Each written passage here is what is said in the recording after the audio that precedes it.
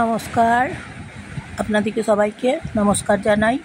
লাউ শাক রান্না করছি বা লাউ পাতা রান্না করছি পোস্ত দিয়ে।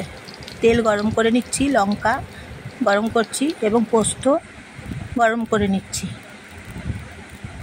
ভালো করে গরম করে তারপরে লাউ শাকের পাতাগুলো কড়াইয়ের মধ্যে ছেড়ে দিচ্ছি।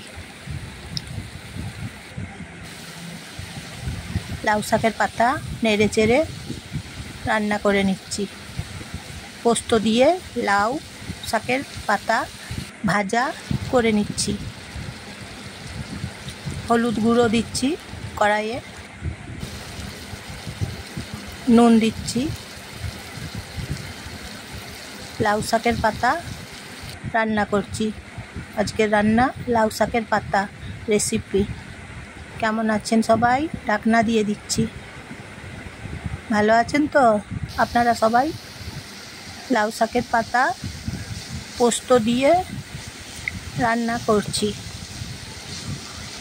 খেতে জানেন তো বেশ ভালো হয়, খুব অসাধারণ খেতে হয়, স্বাদটা ভালো লাগে খেতে। লাউ শাকের পাতা এইভাবে রান্না করে নিচ্ছি, খুব সুন্দর খেতে হয়। হয়ে গেছে দেখুন, এখন অন্য পাত্রে রেখে দিচ্ছি লাউ শাকের পাতা রান্না